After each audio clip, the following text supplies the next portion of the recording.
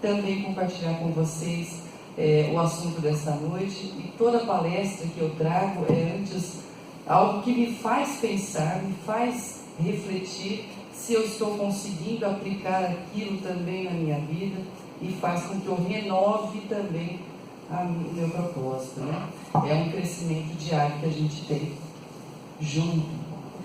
E todos nós buscamos felicidade, né? Quem não busca a felicidade? O problema é que a gente não sabe exatamente definir. Eu não ganhei aquele negocinho de fazer assim. Cadê? Passa o slide para cima.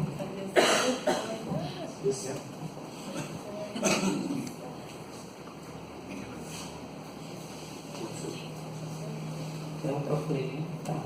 Agora sim.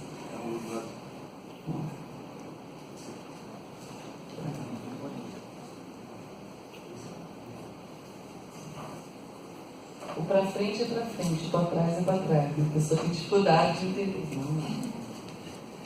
Voltando ao nosso tema. Qual é a nossa dificuldade maior? A felicidade pode ser muita coisa. Existem tantas definições, existem tantos conceitos. Mas e para nós? No nosso dia a dia, o que é felicidade para nós? Quem é isso? Vamos lá, vamos conversar um pouquinho. O que é felicidade para você? Vamos, gente. Fala alto, quem está? Faça um mesmo. Ótimo. Realmente. Estando em paz, tudo é mais tranquilo. O que mais? Estar com saúde. Saúde, ótimo, saúde. O que mais? Harmonia.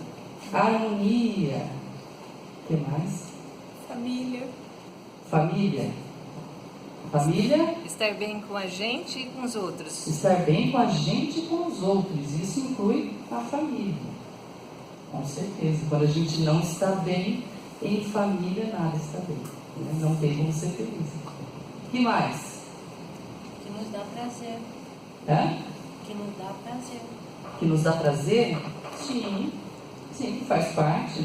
Temos que ter prazer, alegria, né? Sim, importante. Vamos lá? Olha que interessante. Eu peguei essa definição de felicidade no Wikipedia, que a gente sempre fica com o pé atrás, né? Que qualquer um pode colocar conteúdo lá. Mas neste caso ficou interessante porque, como qualquer um pode colocar, representa mesmo um conceito da coletividade que as pessoas comuns definiram. Vamos ver o que tem lá no Wikipedia? Ele diz assim: a felicidade é um estado durável de plenitude, satisfação. Vamos ver se englobou tudo isso que a gente falou aqui. Equilíbrio físico e psíquico, em que o sofrimento e a inquietude são transformados em emoções ou sentimentos que vão desde contentamento, ou seja, alegria, até uma alegria muito intensa, aquele júbilo, não é? Está dentro do que a gente entende como felicidade, não está? Sem precisar ainda recorrer aos grandes filósofos da humanidade. E tem mais. Tem também o significado de bem-estar espiritual, e paz interior. E existem, lógico, diferentes abordagens pela filosofia, pela psicologia, enfim, pelas religiões. A felicidade pode ser descrita de diversas maneiras. Dessa definição que eu trago hoje para a gente, bate bastante com a nossa definição de felicidade do dia a dia. É ou não é? Se não por um ponto. A felicidade é um estado durável. Quem está feliz há um ano? Levanta a mão. Tá bom, vai, um ano foi muito. Uma semana. Ininterruptamente. 24 horas de felicidade. Não, né? O que acontece?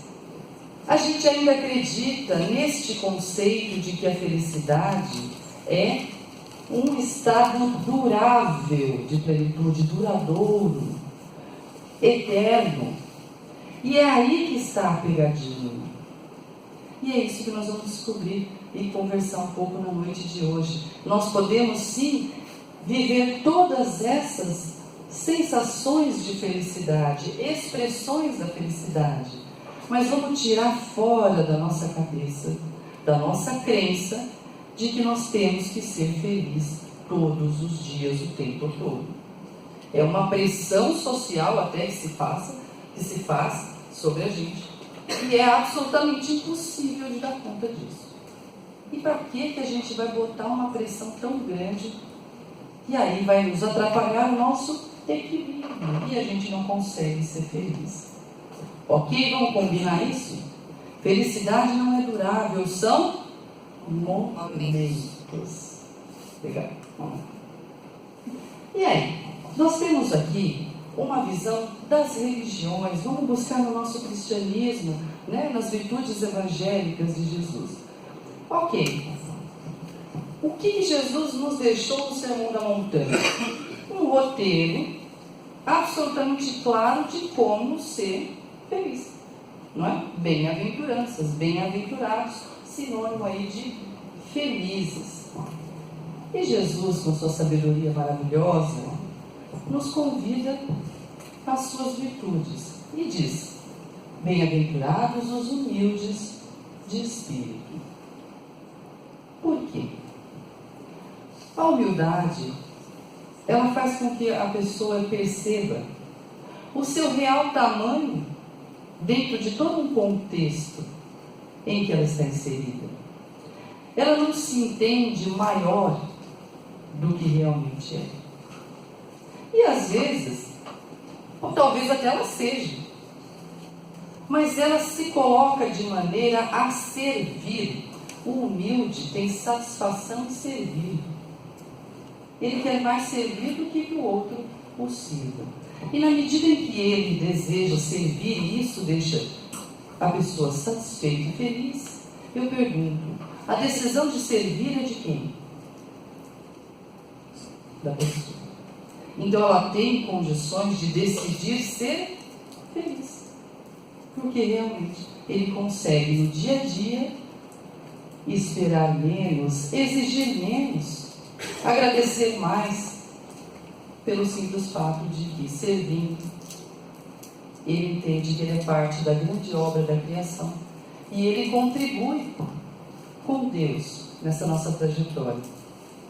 Entre outras, a humildade é muito ampla, né? A gente teria que falar uma palestra inteira sobre ela para desmembrar em tantas diferentes vertentes. Mas uma coisa é certa: quando o nosso orgulho está muito alto, tem como ser feliz? Não tem, né? Eu gosto muito de dar um exemplo que tem uma biografia de uma grande CEO, né, uma mulher muito famosa lá do Vale do Silício, uma grande executiva chamada Carla Fiorina. E eu li a biografia dela e me marcou muito o seguinte: ela conta que até ela chegar a ser presidente daquela empresa gigantesca de tecnologia, aquela, né, uma multinacional impensável, de tantos funcionários que tem, ela conta que ela começou fazendo o serviço que ninguém queria fazer. Essa era a pergunta de todo mundo: como que você chegou a presidente da empresa? Ela falou: fazendo o que ninguém queria fazer. Me colocaram lá num arquivo. Eu tenho futuro. Me colocaram lá num arquivo porque aquilo estava muito bagunçado. E eles falaram: não, então você organiza. Ela entrou no arquivo, olhou para aquela zona e pensou: já que eu vou fazer isso, eu vou fazer bem feito. E criou uma metodologia toda de organização daquilo que ficou referência, foi fantástico. E assim ela foi com essa filosofia de chegar para servir. E se é para servir, era para ter satisfação naquilo que está fazendo. Então ela foi feliz em todos esses trabalhos. Essa é a humildade. E Jesus nos disse também que são felizes os mansos. A pessoa que cultiva no seu coração, nas suas atitudes, a mansuetude. O que é a mansuetude? É a capacidade de se irritar menos. Ah, mas eu posso me irritar menos? Pode. Quem decide ficar irritado ou não é a gente.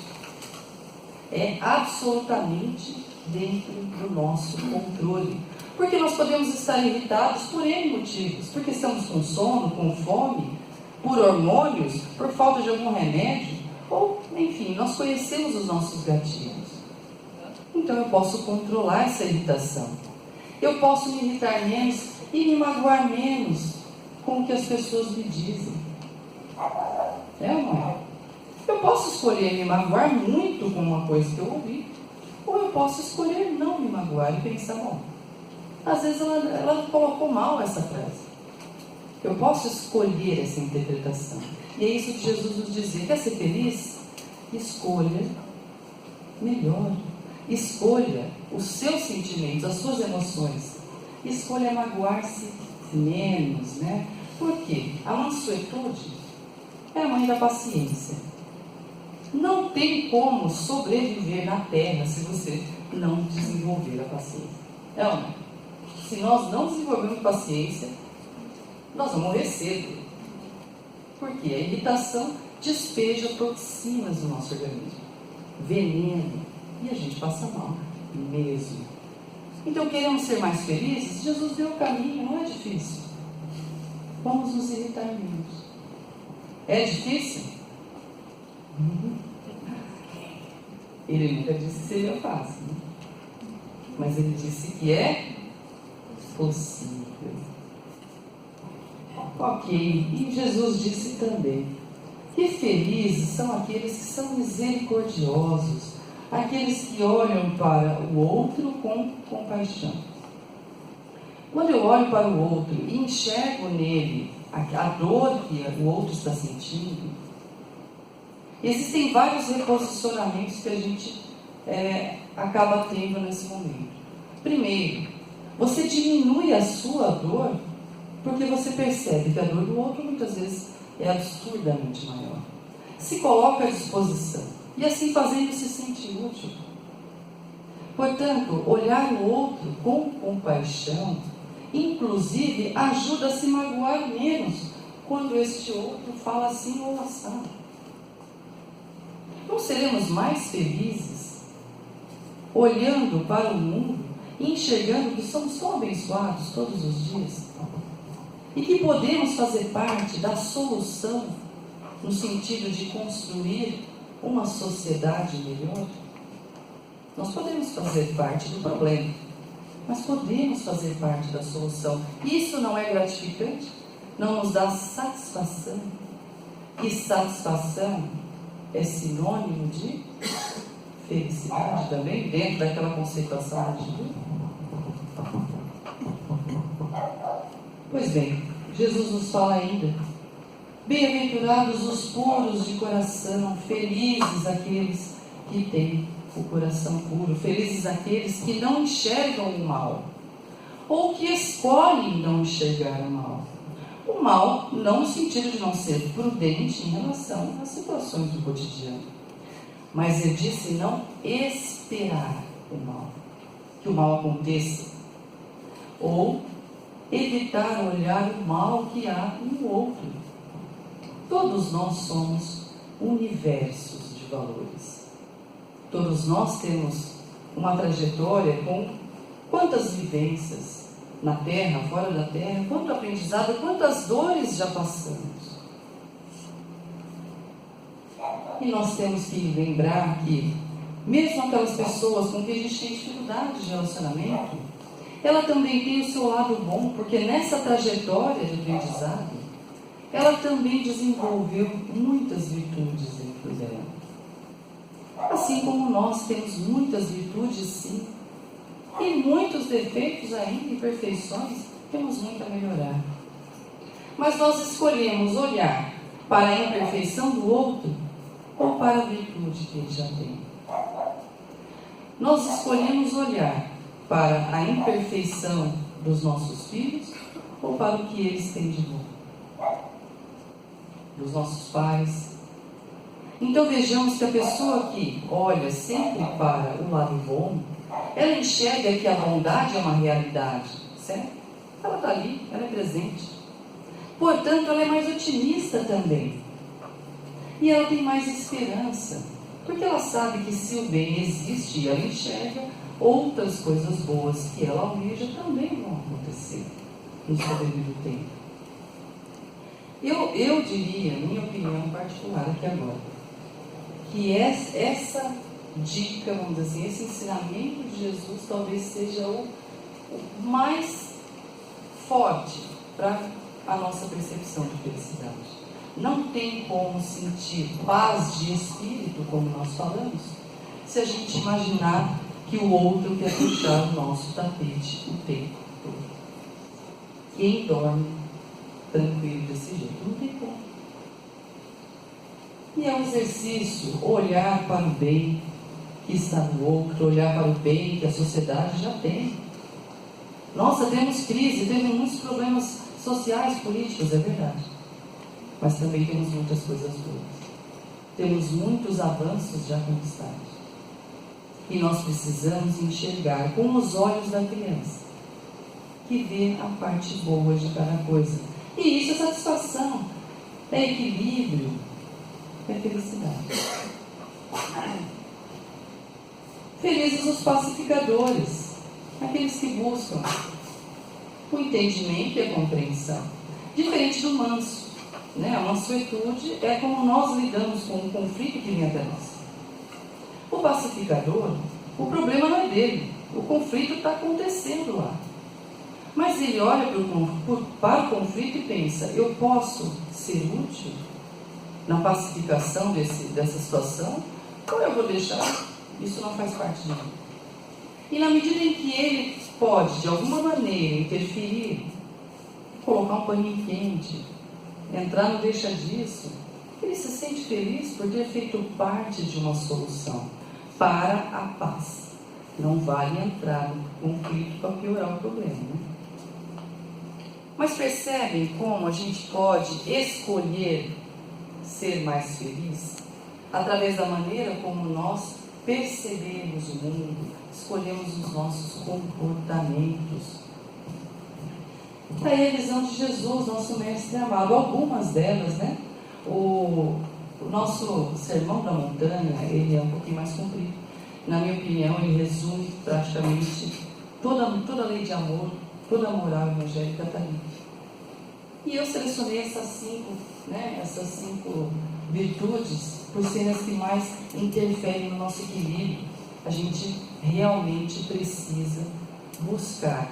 É fácil? Não é.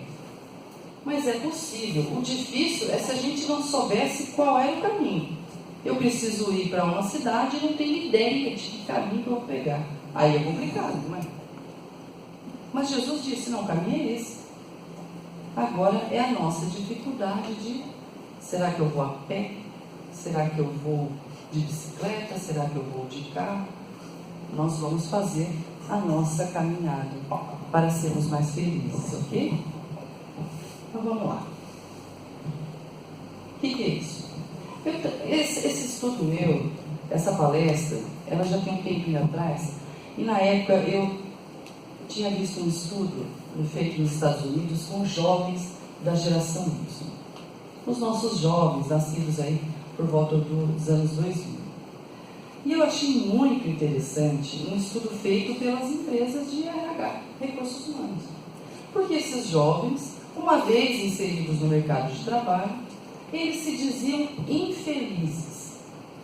E aí, o grupo que fez o estudo falou, pera lá, o jovem no auge, dos seus 20 e poucos anos, ele tem tudo, ele tem vigor físico, ele tem disposição, tem conhecimento, tem tecnologias. Hoje, muita informação que ele está infeliz no mercado de trabalho, como é que pode ser isso? E fizeram então pesquisas, foram conversando com esses jovens, fizeram entrevistas, até que eles chegaram numa fórmula que realmente expressa o que é que estava acontecendo com aqueles jovens. Eu adorei a fórmula, por isso que eu coloquei aqui para a gente pensar sobre ela. A fórmula é a seguinte: felicidade é igual a realidade menos as expectativas. Virou até uma modinha no Facebook, né? Expectativa e realidade, né? Expectativa e realidade. Eu falei, eu tenho que levar isso, porque é muito da nossa postura, né?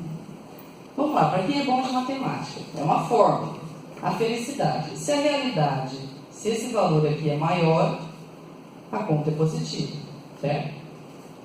Se esse valor aqui é maior, a conta vai dar negativa.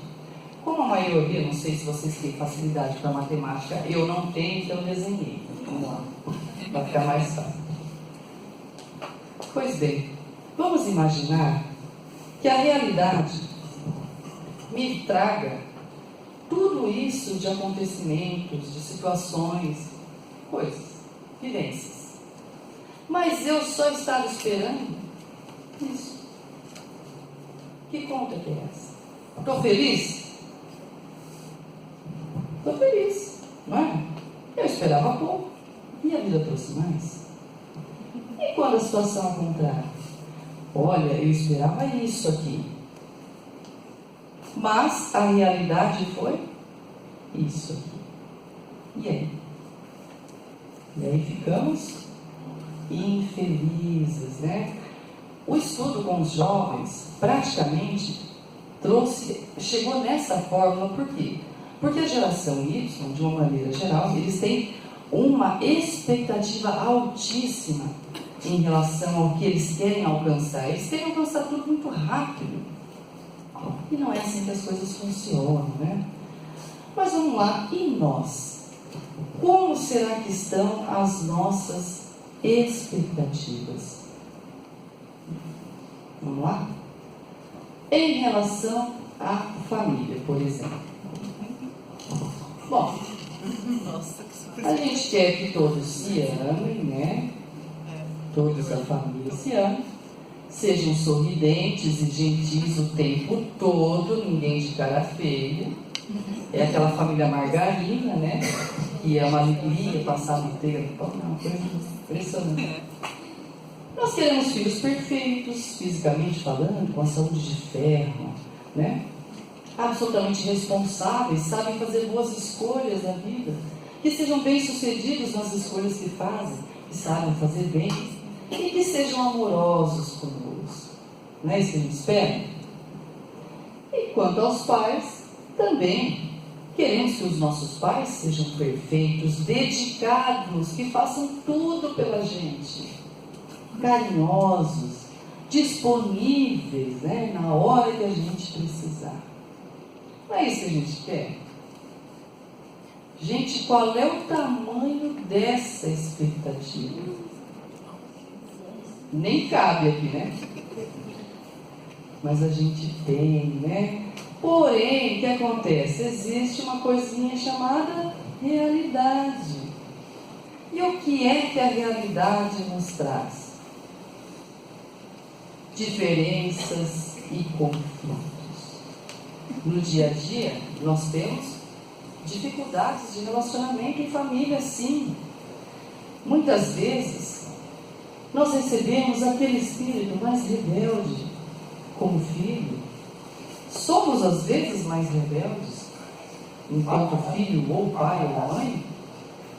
Temos que lidar com a situação em que, muitas vezes, nós tentamos explicar a eles um caminho e eles não entendem, porque não tem essa vivência dentro dele ainda. E não entendendo, não fazem. E não fazendo, nós entendemos que o problema é com a gente. Ah, mas é teimoso. Ou, ai, meu pai é autoritário, quer me obrigar a fazer algo que eu não gosto. Quantas vezes nós esperamos que o filho faça tudo o que a gente quer? Mas, na verdade, não é assim. Ele tem uma trajetória de vida que nós não temos ideia. Ele não foi nosso filho em todas as vivências, da terra ou fora da terra. E ele passou por coisas que nós não temos ideia também. Como é que nós podemos esperar? A doutrina espírita nos ensina isso. O quanto estar em família é importante para que justamente a gente aprenda a respeitar e a valorizar a diferença do outro.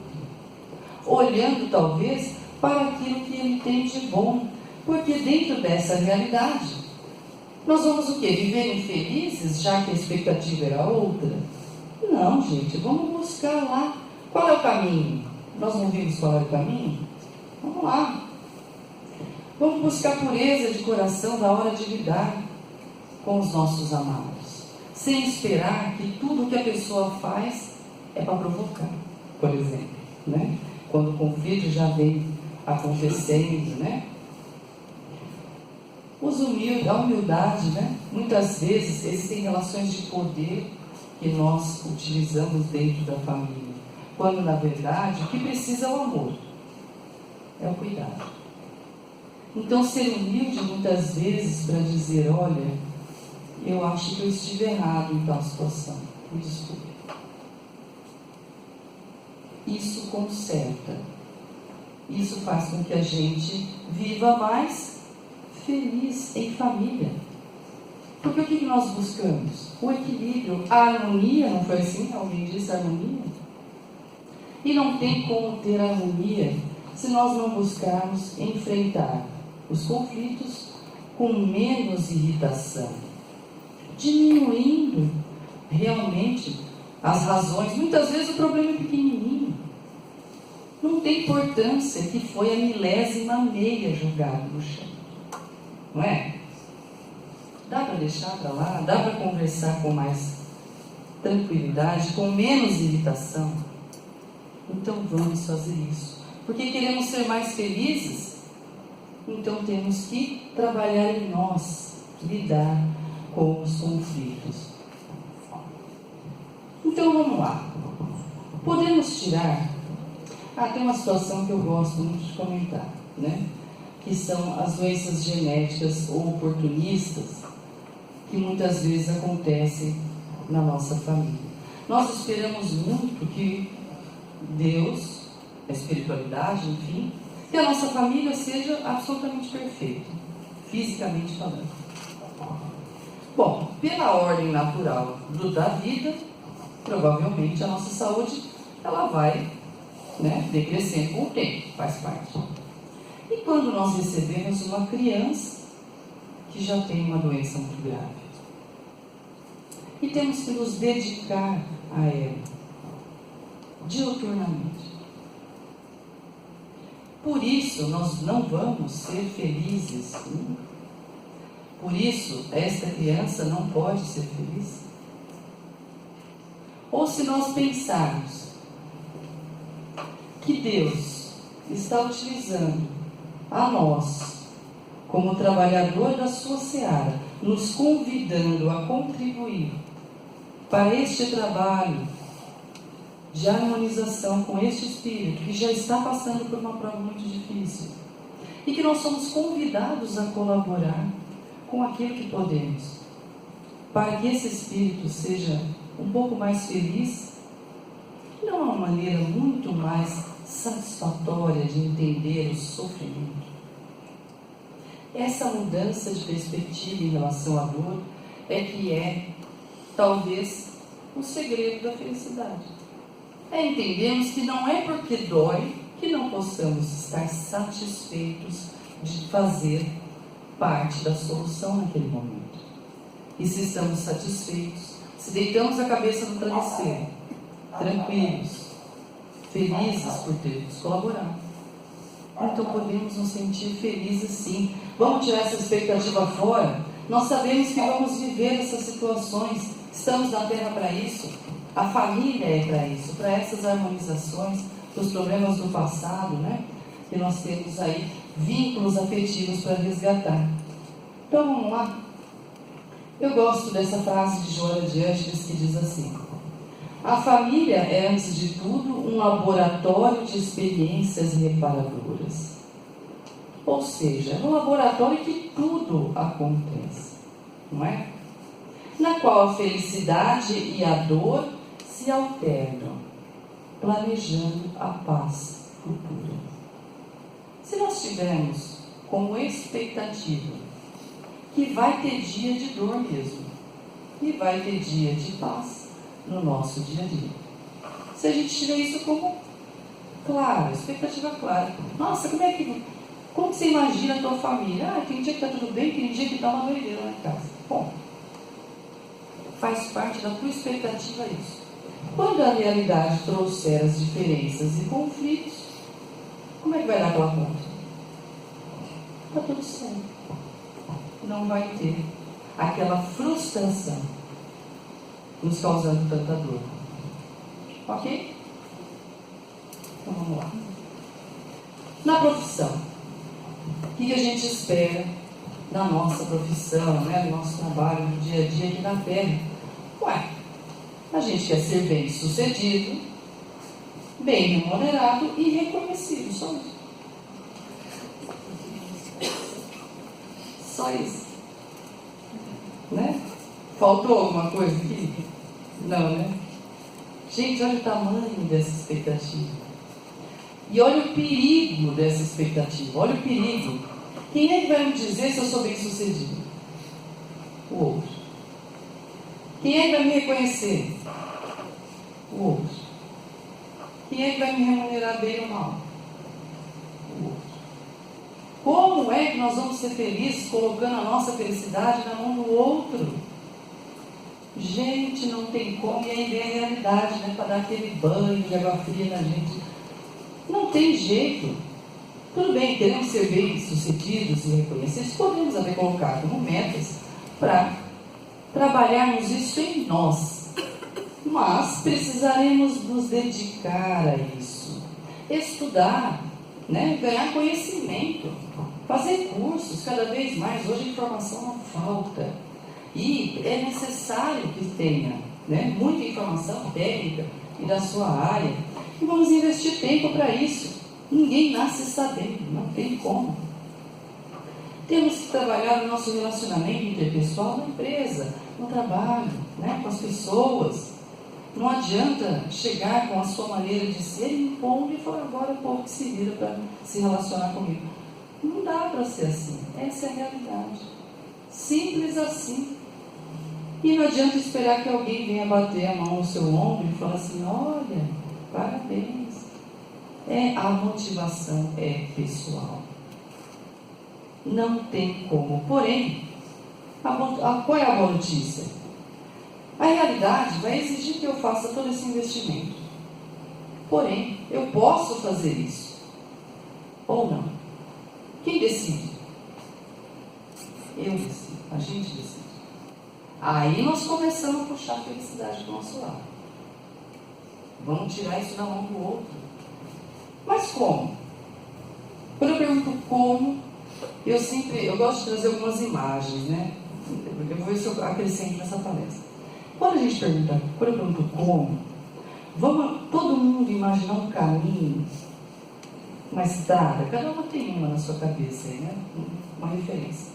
Esse como é isso, como que eu chego lá? E esse como é aquilo que Jesus nos coloca. É Ele que deu o caminho para a gente. Como é que eu vou lidar com essa realidade, sendo que eu tenho expectativas tão altas? Bom, pera lá, vamos fazer que nem a Carla Fiorina, né? Aquela grande executiva lá do Vale do Silício. Vamos fazer todo e qualquer serviço com capricho, com amor. Essa humildade para o trabalho talvez não seja o que vai remunerar melhor exatamente, mas aquilo que a gente capricha, a gente não tem um orgulho bom, uma satisfação de ter realizado aquilo?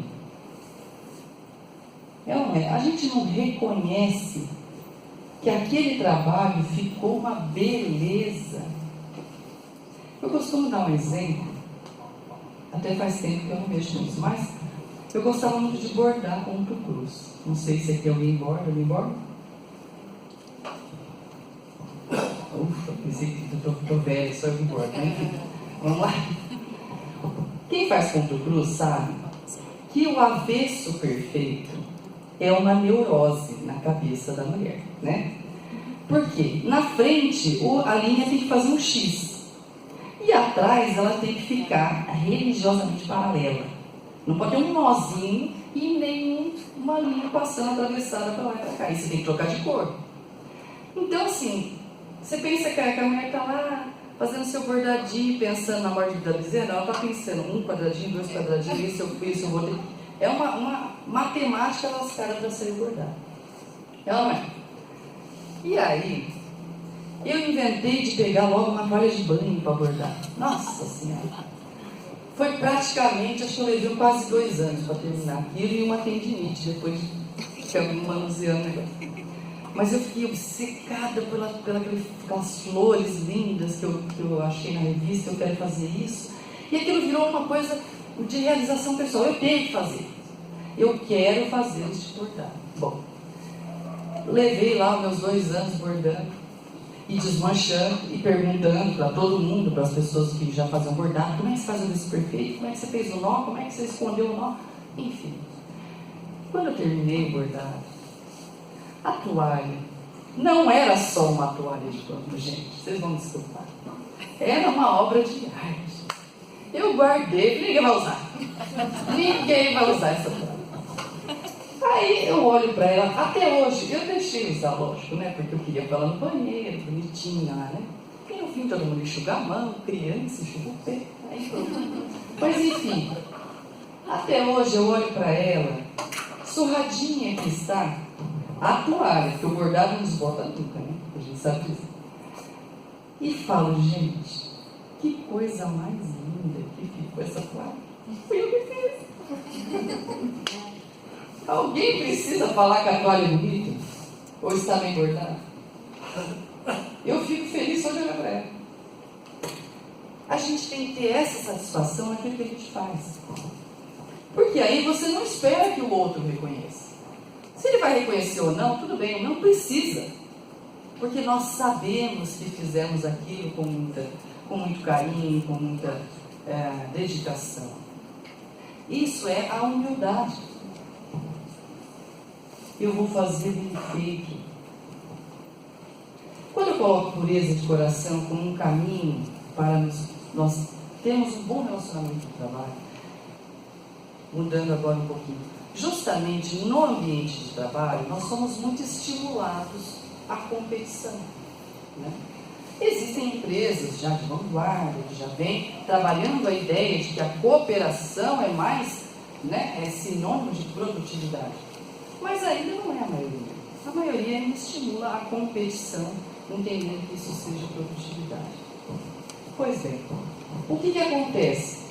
Até, né, falando lá corporativamente, realmente a produtividade é mais alta do que isso, mas ela não se sustenta. E aí vira aquela coisa que a gente chama de rádio e ó. Por quê? Um quer puxar o tapete do outro. Um quer pegar o defeito do outro e evidenciar isso para o chefe, porque ele quer se sobressair. É a competição. Quem é que vive feliz neste ambiente? É possível? Então não há como termos nos sentimos bem-sucedidos. Você nem consegue trabalhar direito. Você não consegue fazer aquilo que gosta, com medo de, mas será que se eu fizer, fulano vai roubar meu projeto, vai dizer que é dele? Acontece isso, até acontece. Mas, se nós vivemos com medo de que aconteça, não tem como ser feliz. Vamos tirar esse medo do coração. Eu vou fazer o projeto sim, eu vou caprichar muito, ele vai ficar lindo. Se o outro quiser roubar o projeto, paciência. Mas, no fim das contas, fui eu que fiz e terei satisfação em fazer. Pureza de coração, não ficar esperando o mal do outro o tempo todo. E a mansuetude, precisamos ter paciência sim no ambiente de trabalho para lidar com as pessoas, com os diferentes níveis de entendimento, de assimilação, de aprendizagem, de tudo. Usando essas virtudes, não somos muito mais felizes no dia a dia? Porque afinal, gente, nós passamos quantas horas no ambiente de trabalho? 8, 10? Então a gente tem que fazer isso com mais amor, né? Vamos lá, vamos tirar aquela expectativa. Eu não quero que a minha felicidade no trabalho esteja na mão do outro, né? Então vamos lá. André Luiz, o espírito André Luiz, na obra psicografada por Chico Xavier, chamada Sinal Verde, diz assim. A frase chega a ser óbvia, mas é para a gente memorizar mesmo. Quando o trabalhador converte o trabalho em alegria, o trabalho se transforma na alegria do trabalhador. Não é óbvio? E a gente muitas vezes vai para o trabalho armado para a guerra. Não, a gente pode transformar o nosso trabalho em alegria todos os dias. Se eu tivesse expectativa ao acordar de manhã, nossa, estou me arrumando para ir trabalhar. Eu vou já pensando, nossa, como é que vai ser meu dia hoje? Ah, eu quero caprichar naquele projeto, quero terminar isso, ou quero arrumar aquelas gavetas. Capricho. Eu chegando no meu ambiente de trabalho, eu consigo cumprir aquilo que estou planejando? Eu consigo alcançar essa expectativa? Vou lidar com mais tranquilidade com isso, com mais alegria? Eu consigo. E aí somos mais felizes no ambiente de trabalho também. Bem, para finalizar, vamos lá. Solidão. Qual é a nossa expectativa? Bom, encontrar a alma gêmea, né? Para quem é novo no Espiritismo, a alma gêmea ainda vem aquela ideia de que existe a tampa da panela, nas metades eternas e tudo mais. E o Espiritismo não entende nada, não entende desta maneira. Porém, a nossa expectativa, talvez, por trazermos essa ideia cristalizada de quantas encarnações talvez tenhamos crescido com essa ideia na cabeça. Não é do dia para a noite que a gente vai entender que a coisa é diferente. Aí a gente fica procurando essa criatura que vai nos fazer felizes. Já começa a encrenca aí, né? Procurar o outro faça a gente feliz. Ou então a gente busca o final feliz da história, né? Sofre a vida inteira esperando uma felicidade lá na frente, que talvez não exista. Essa é a expectativa em relação à nossa necessidade de não nos sentirmos sós, muitas vezes. Mas, qual é a realidade? Bom, não precisa nem muito longe. Diferenças e conflitos. Quando nós conhecemos alguém, essa pessoa traz toda a sua trajetória de reencarnações, experiências, vivências, no modo de ser, no modo de enxergar o mundo. E é por isso que entre os cônjuges já é tão difícil haver um equilíbrio, uma harmonia natural. Não é natural, tem que trabalhar nisso. Muitas vezes, nós esquecemos de uma coisa.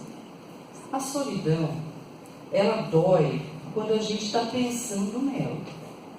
Ou quando a gente está olhando para a gente mesmo.